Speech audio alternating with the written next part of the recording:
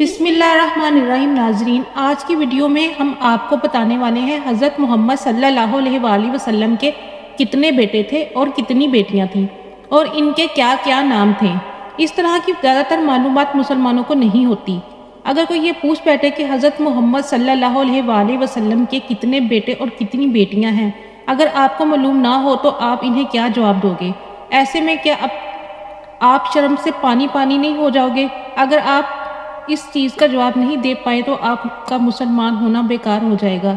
इसलिए प्यारे नाज़रीन, आज की ये वीडियो आप सभी के लिए बहुत ही ख़ास है, क्योंकि आज की इस वीडियो में हम आपको हज़रत मोहम्मद सल्लल्लाहु अलैहि वसल्लम के बेटे और बेटियों के बारे में पूरी मालूमात देने वाले हैं। इसलिए आप इस वीडियो को आखिर तक ज़रूर देखिए। अगर आपको हुज़ूर सल्लल्लाहु अलैहि वसल्लम से सच्ची मोहब्बत है तो कमेंट बॉक्स में या रसूल अल्लाह ज़रूर लिखें। इस वीडियो को आप लाइक ज़रूर करके अपने दोस्तों से भी शेयर कर दें, ताकि ज़्यादा से ज़्यादा लोग ये मालूमात हासिल कर सकें। तो चलिए नाजरीन, शुरू करते हैं आज की वीडियो। हम पहले तो आपको हज़रत मोहम्मद सल्लल्लाहु अलैहि वसल्लम की बेटियों के बारे में बताते हैं, यानी कि आप सल्लल्लाहु अलैहि वसल्लम की कितनी बेटियां थीं और इनके क्या क्या नाम थे। और इसके बाद हम आपको इनके बेटों के बारे में भी बताएंगे। अल्लाह के पैगंबर हज़रत मोहम्मद सल्लल्लाहु अलैहि वसल्लम की 4 बेटियां थीं और वो सभी की सभी बेटियां हज़रत खदीजा रज़ी अल्लाह ताला अन्हा से थीं। पहली बेटी हज़रत ज़ैनब रज़ी अल्लाह ताला अन्हा। प्यारे नाज़रीन, अल्लाह के नबी हज़रत मोहम्मद सल्लल्लाहु अलैहि वसल्लम की सबसे बड़ी बेटी हज़रत ज़ैनब थी। हज़रत ज़ैनब जब पैदा हुई, इस वक्त आप सल्लल्लाहु अलैहि वसल्लम की उम्र मुबारक 30 साल की थी। हज़रत ज़ैनब का निकाह अपनी खाला के बेटे अबू अल-आस के साथ हुआ। ज़ैनब ने इस्लाम अपनी माँ हज़रत खदीजा रज़ी अल्लाह ताला अन्हा के साथ कबूल किया, यानी कि वो अपनी माँ हज़रत खदीजा रज़ी अल्लाह ताला अन्हा के साथ ही इस्लाम में दाखिल हुई थी। लेकिन इनके शोहर अबू अल-आस अभी भी मक्का के काफिरों के साथ में थे, इसलिए वो पैगंबर हज़रत मोहम्मद सल्लल्लाहु अलैहि वसल्लम के साथ हिजरत करके नहीं आ पाए। जंगे बदर में अबू अल-आस कैद होकर आए। जब वह रहा हुए, इसी वक्त वो हज़रत मोहम्मद सल्लल्लाहु अलैहि वसल्लम से ये कह के गए थे कि वो हज़रत ज़ैनब को हिजरत की इजाज़त भी देंगे।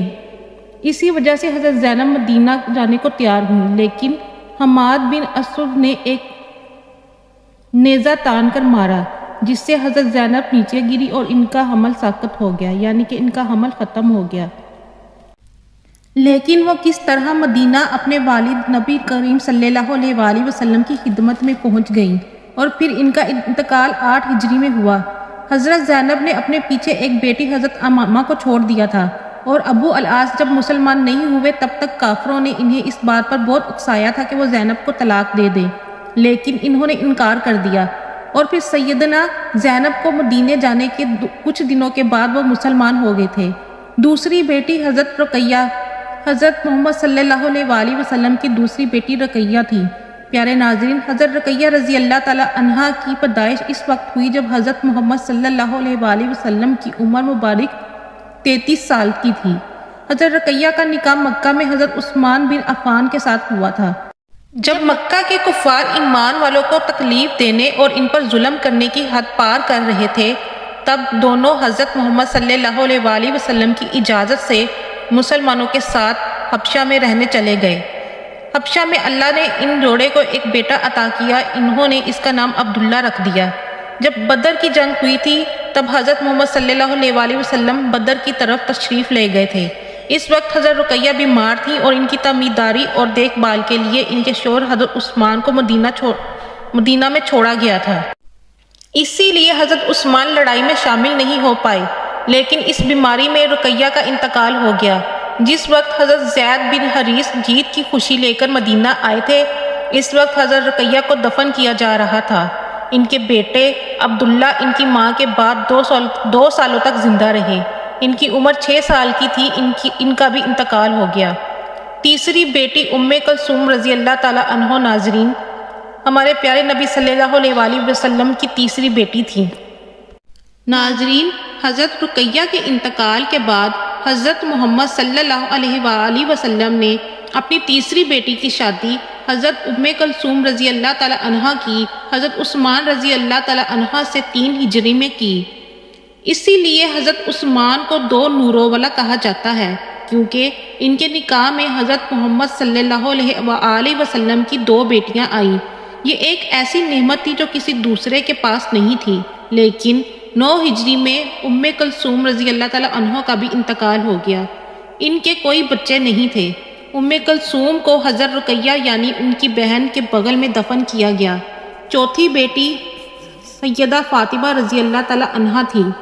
حضور صلی اللہ علیہ وآلہ وسلم کی چوتھی بیٹی کا نام حضرت فاطمہ رضی اللہ تعالیٰ عنہ تھا۔ حضرت فاطمہ رضی اللہ تعالیٰ عنہ کا نکاح بدر کے واقعے کے بعد عہد کے واقعے سے پہلے اللہ کے رسول صلی اللہ علیہ وآلہ وسلم نے حضرت علی رضی اللہ تعالیٰ عنہ کے ساتھ کر دیا۔ حضرت فاطمہ رضی اللہ تعالیٰ عنہ کی 5 اولادیں ہوئیں۔ نمبر 1 حضرت حسن رضی اللہ تعالیٰ عنہ، نمبر 2 حضرت حسین رضی اللہ تعالیٰ عنہ، نمبر 3 محسن، نمبر 4 ام کلثوم اور نمبر 5 زینب۔ ناظرین، سوائے حضرت فاطمہ رضی اللہ تعالیٰ عنہ کے آپ صلی اللہ علیہ وآلہ وسلم کی کسی اور صاحبزادی سے نسل کا سلسلہ نہیں چلا۔ ناظرین، حضرت عائشہ رضی اللہ تعالیٰ عنہ فرماتی ہیں کہ حضرت فاطمہ رضی اللہ تعالیٰ عنہ کا بات چیت کرنے کا طریقہ نبی صلی اللہ علیہ وآلہ وسلم کی طرح تھا۔ پیغمبر پاک صلی اللہ علیہ وآلہ وسلم کی وفات کے 6 مہینے کے بعد یعنی کہ رمضان 11 ہجری میں حضرت فاطمہ رضی اللہ تعالیٰ عنہ نے انتقال فرمایا۔ آپ رضی اللہ تعالیٰ عنہ اس دنیا سے رخصت ہو گئیں۔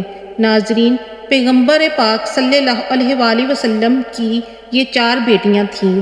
اب آپ کو آپ صلی اللہ علیہ وآلہ وسلم کے بیٹوں کے بارے میں بتاتے ہیں، یعنی کہ آپ کے کتنے بیٹے تھے اور ان کے کیا کیا نام ہیں۔ نمبر 1 سب سے پہلے بڑے بیٹے حضرت قاسم۔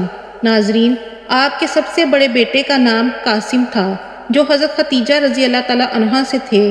جب وہ پاؤں پر چلنا سیکھ گئے اور 2 سال کے تھے تب ہی ان کا انتقال ہو گیا۔ نمبر 2 عبداللہ۔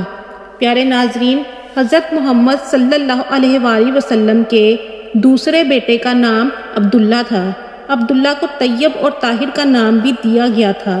ان کی پیدائش مکہ میں ہوئی اور مکہ میں ہی ان کی وفات ہو گئی۔ ان کی جب وفات ہوئی تو کافر یہ سمجھ رہے تھے کہ محمد صلی اللہ علیہ وآلہ وسلم کا نام لینے والا کوئی نہیں بچا۔ تو ناظرین، اسی بات کے اوپر سورہ کوثر اللہ تعالیٰ نے نازل کی تھی۔ حالانکہ کافروں کی اولادیں ہی جن پر ان کو غرور تھا، انہی کا آج کوئی نام لینے والا نہیں ہے۔ اور ہمارے پیارے نبی صلی اللہ علیہ وآلہ وسلم کا نام لینے والے کسی سے چھپے نہیں ہیں۔ پیارے ناظرین، حضرت محمد صلی اللہ علیہ وآلہ وسلم کے تیسرے بیٹے کا نام ابراہیم تھا۔ وہ بھی چند سال تک زندہ رہے۔ آپ 17 یا 18 مہینے میں ہی ہجرت کے وقت انتقال کر گئے۔ اللہ کے رسول صلی اللہ علیہ وآلہ وسلم اپنے چھوٹے بیٹے کی موت پر بہت دکھی تھے۔ جب حضرت ابراہیم علیہ السلام کا انتقال ہوا، اللہ کے رسول صلی اللہ علیہ وآلہ وسلم نے کہا، حقیقت میں یہ آنکھیں آنسو بہاتی ہیں، یہ دل دکھی ہے، لیکن زبان سے ہم ایسا کچھ نہیں کہتے ہیں جو ہمارے اللہ کو ناراض کرتا ہے۔ حقیقت میں ابراہیم، ہم تمہاری جدائی میں دکھی ہیں۔ اس کا حوالہ بخاری شریف میں ہے۔ ناظرین، اگر ہم اللہ کے پیارے نبی حضرت محمد صلی اللہ علیہ وآلہ وسلم کی زندگی پر ایک نظر ڈالیں تو ہمیں سیکھنے کے لیے بہت سارے سبق ملیں گے۔ حضرت محمد صلی اللہ علیہ وآلہ وسلم کو اللہ تعالیٰ نے بیٹے اور بیٹیاں دیے، لیکن اللہ تعالیٰ نے بچوں کو ایک ایک کر کے اپنے پاس بلا لیا، اور اس سے پہلے اللہ کے نبی صلی اللہ علیہ وآلہ وسلم کے ماں باپ، دادا، چچا اور انہیں بھی ایک ایک کر کے سب کو بلا لیا جب آپ صلی اللہ علیہ وآلہ وسلم کو ان کی ضرورت تھی۔ ایک کے بعد ایک غموں کا سلسلہ آپ صلی اللہ علیہ وآلہ وسلم پر پڑتا گیا، اور آپ صلی اللہ علیہ وآلہ وسلم کی زندگی پوری انسانیت کے لیے ایک نمونہ تھی۔ اس لیے اللہ کو سامنے رکھتے ہوئے آپ صلی اللہ علیہ وآلہ وسلم نے صبر کیا اور پوری دنیا کو یہ سبق دیا کہ اگر کوئی مصیبت تم پر پڑے تو اس پر کس طرح سے صبر کرنا ہے۔ پیارے ناظرین، امید کرتے ہیں کہ آپ کو آج کی یہ ویڈیو بہت پسند آئی ہوگی۔ تو اگر آپ کو یہ ویڈیو پسند آئی ہے تو آپ اس کو ہر بار کی طرح لائک کریں اور اپنے دوستوں کے ساتھ یہ ویڈیو شیئر کریں۔ شکریہ۔